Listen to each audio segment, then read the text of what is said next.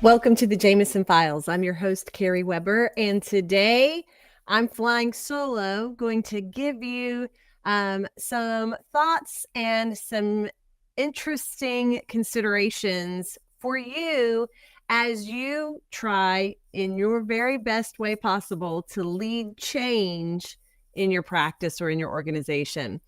This is something that we at Jameson have helped practices do and lead for over 30 years. And I'm finding myself teaching and working through this with doctors and leaders more and more this year because I believe a lot of great decisions and refocusing of vision and changes are being made and introduced into practices to help those practices and those doctors and business owners thrive and be healthier and happier in their professional lives, which is what is most important to us to help doctors and practice leaders do.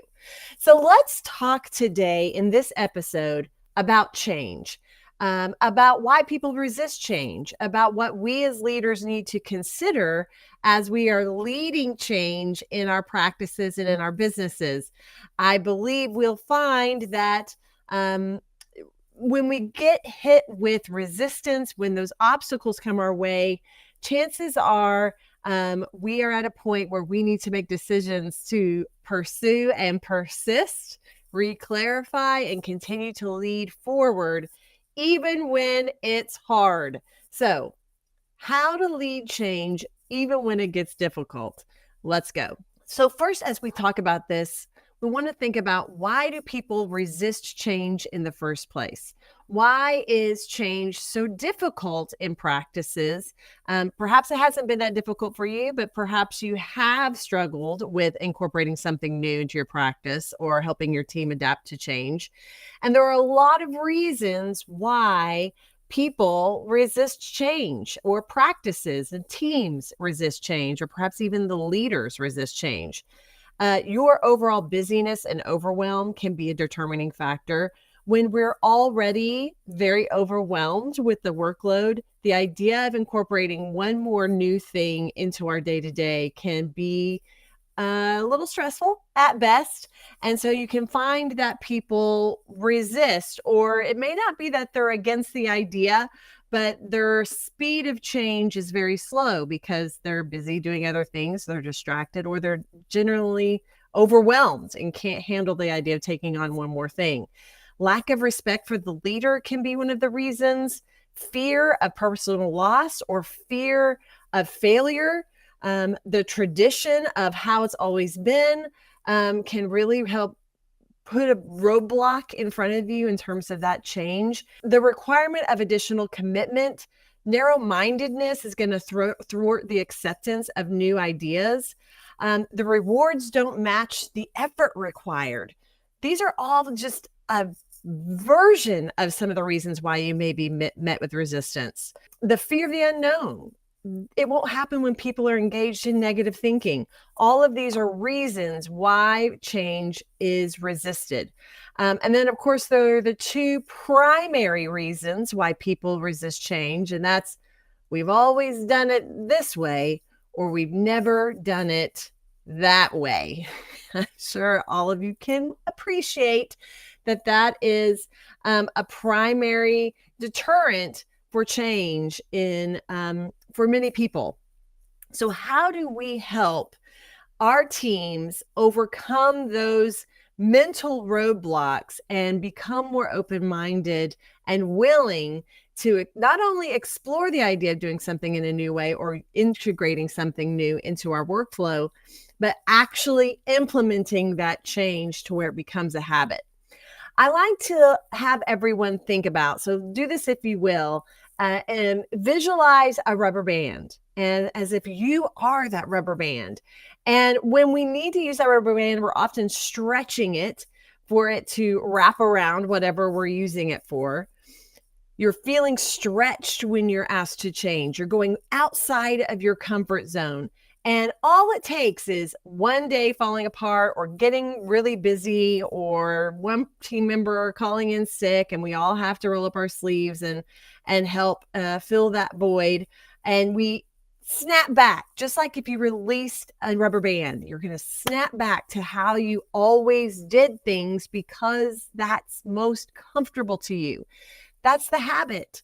It doesn't even matter if it's inefficient, if it's ineffective, if it actually in the long run adds more stress to your day. It's how we're used to doing things, and therefore we snap back to that place of comfort. So that is a challenge that we have to overcome, is being comfortable with the stretch, being comfortable with stretching outside of our comfort zone, because that is where growth and positive change occurs, is in the stretch, right? So one of the things that we want to think about when we are facing change, or we are doing our best to lead change, is that many people that we're going to work with and try to lead in that positive direction have become very comfortable. They have become complacent. They're comfortable with where they are. They are happy and comfortable in status quo. And so what we're battling against is complacency. Yes, there is apathy, as we know from studies that 60% of the workforce considers themselves quiet quitting, which is basically doing the minimal acceptable to get by, but really not contributing any more than that. So we're faced with that sense of apathy, the quiet quitting, complacency. So how do we battle complacency? Well, first, let's understand where complacency is coming from. Often we can play a part as leaders in the level of complacency or even apathy that we are faced with our teams. There may be little to no training or development provided for our teams, and that can cause that. The culture may be toxic or negative, and wow, all you need is one toxic person, and that is going to hinder any efforts that you put forth to help change your business or your practice in a positive way. There's no team alignment or pursuit, or an aligned pursuit of vision and goals for the practice. What I often ask people is, doctors, practice owners, practice leaders, what is your vision for the practice? What are your expectations for each team member within that vision of the pursuit of your ideal practice? And do they know what those expectations are? And are they on board for it? That alignment is so key and imperative for us to have a team that's motivated and engaged enough to want to implement something new successfully. We may be in denial because of stress or overwhelm. We may be in denial at how just mediocre our performance has become, or how status quo our performance has become, because we're so overwhelmed in our minds. This is great. This is fine. Everything's fine, right? We may be avoiding issues that are causing this complacency to take root in the practice, and the pursuit of the ideal vision comes to a halt. What is it that we're avoiding? What performance issues are we avoiding? What critical conversations are we putting off or looking the other way because we want to avoid conflict? What decisions are we avoiding because they seem so hard or difficult, or we can't imagine what could be the case, what could the reality be in the aftermath of that decision? Lack of performance feedback, no accountability. This goes hand in hand with the avoidance of issues. If we aren't holding our team members and each other accountable for high performance, this is going to be very difficult to expect them to take those steps forward in incorporating change for the better in the practice, whether that's incorporating the new technology you've invested in, or it may be changing the way that you're scheduling, going out of network with a large insurance plan. Whatever those changes may be, if we already are avoiding critical conversations, it's going to be real difficult to lead that change successfully. Low performance standards. if our standards of expectation of how our team and how we perform is already low, there's no reason for them to take those extra steps of effort, because we have created a culture, an environment that nurtures low performance.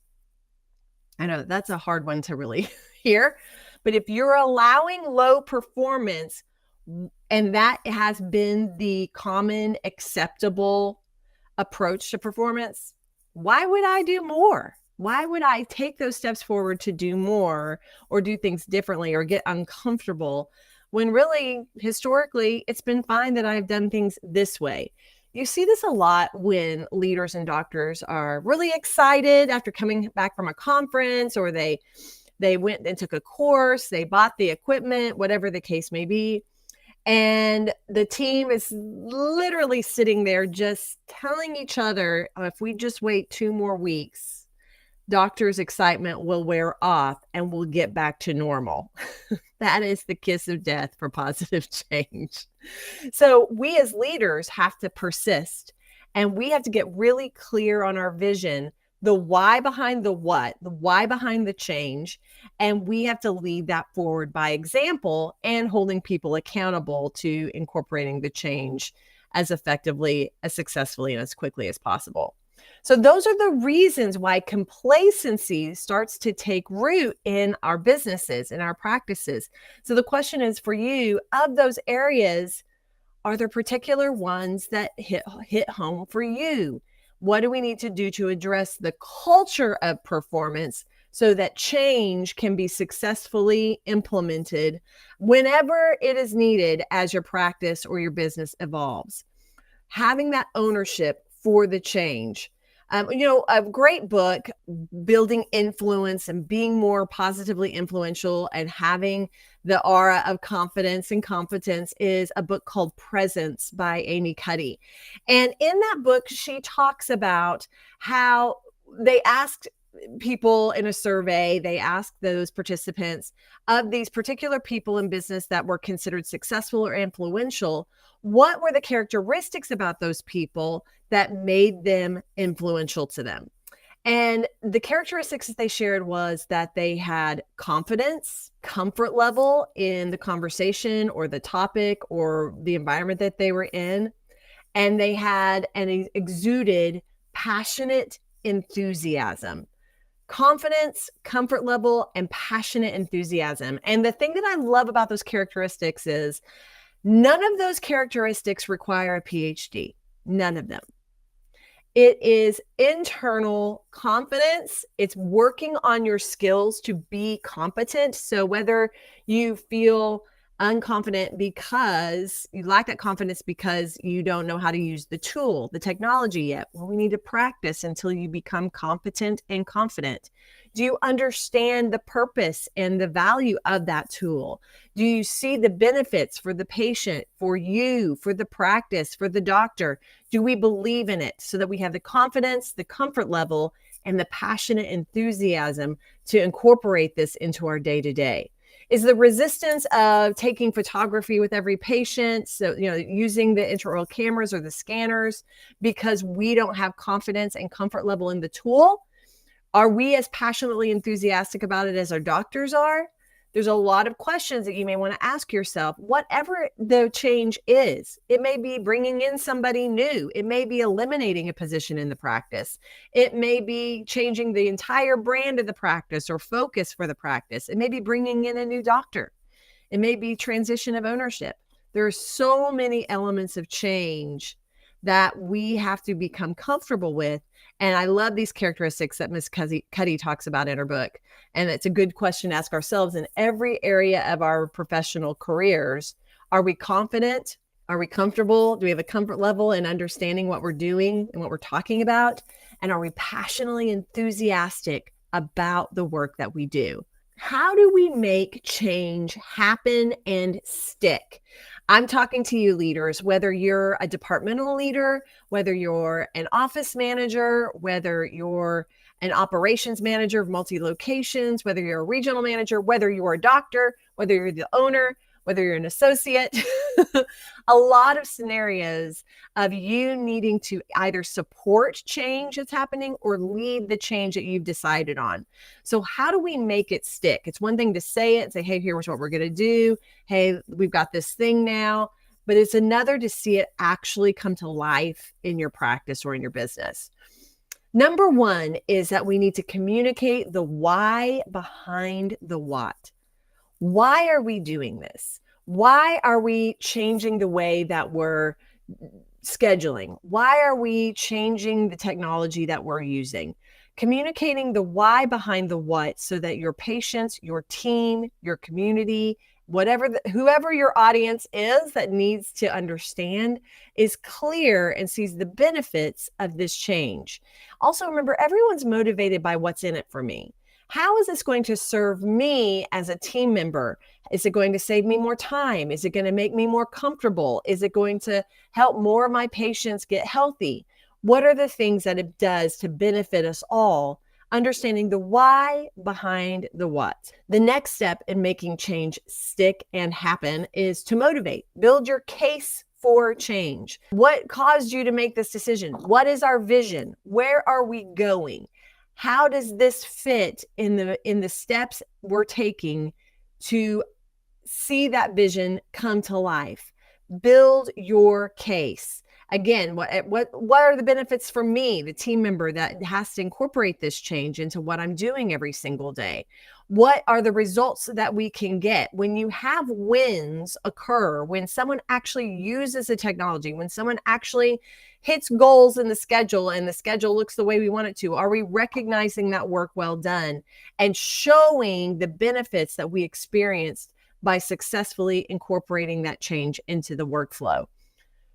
Lead, reflect what you expect. If you want a change to occur in the practice, let's say you want to start incorporating daily huddles, and you maybe did them years ago, but everyone fell off. We just fell off of that habit and stopped doing it for various reasons, and now we want to start them back. If you're the leader working to reintroduce huddles, guess who has to be on time at the huddle every day and ready to go? You do. So if we want our team to start stepping up and showing up in a new way, an improved way, in a different way, we have to go first. And we have to reflect what it is we're expecting in their performance. So make sure that you're leading in that integral way for positive and effective change. And finally, we have to systemize it. We want to repeat whatever it is that we are wanting to create into a habit again and again and again. A learning curve happens because of repetition. So in order for us to get competent, confident, and passionately enthusiastic about whatever we're going to do differently, we have to practice that, repeat it again and again so that it starts to become a comfortable habit in our workflow. We need to evaluate. How's it going? What obstacles are we running into? What do we need to do differently? So making sure we're taking time in team meetings to evaluate whatever it is that we're changing, improving, implementing, integrating, so that we all have time to talk through that, troubleshoot, practice, adjust, adapt, so that we get more and more comfortable and we get a workflow or we introduce it in a way that's successful. And then we want to measure if it's having impact, measure our results, measure our effectiveness, measure our impact, so that we have these ways to determine, are we going in the right direction? Is it working?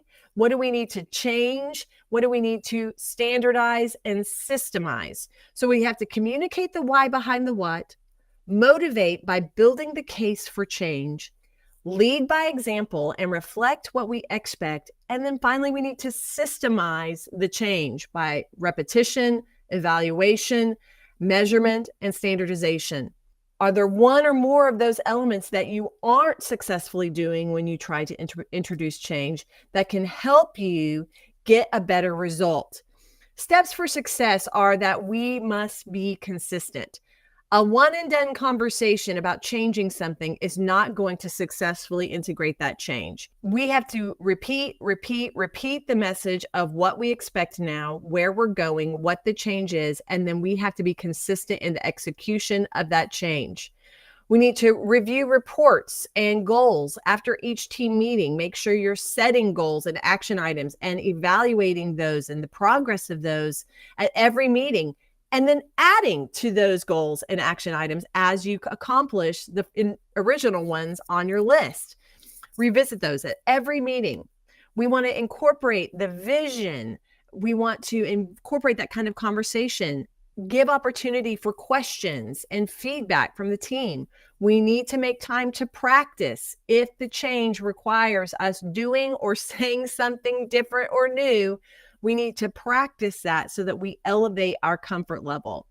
Celebrate your progress. Make sure that you're celebrating the wins. And when you see someone doing the new thing or doing something well within that change, make sure we're recognizing work well done and the effort that they're taking, because that which is rewarded is repeated. And I'm not just talking about a financial reward. I'm talking about the recognition of our hard work. And remember to celebrate the little steps of progress along the way. Progress is progress. No matter how small it feels, we need to make sure we're not only focused on the big picture, the daring destination, the final result. We're also aware and present in recognizing the improvements and the steps that we and our team are taking to get to that end result. Progress is progress, no matter how small. So remember, your consistency is key. Kathy Jameson would say that repetition is the key to learning. So we need to make sure we're repeating the message and guiding our team forward, and we don't let the busyness and overwhelm of the days allow us to forget where we really, truly want to go, what that change will do and how that change will serve us in the best possible way. Kathy also says that there's no such thing as status quo. You're either going up or you're going down. And so we're going to be in a continuous evolution of change over the years of our careers. And I want you all to be in that upward trend and be committed to continuous improvement. And that's what this conversation about change is about. How do we understand where we are if we're stuck and have resistance to change? How can we lead in a more intentional way to move us forward and change? And what are steps that we can take to successfully introduce change into our practice? So creating a culture that's coachable, that's adaptable, and that recognizes continuous improvement is a part of the world that you've created in your practice is going to be key. So as you start to plan for the second half of the year, we're well into the quarter two now as this is being recorded of 2024.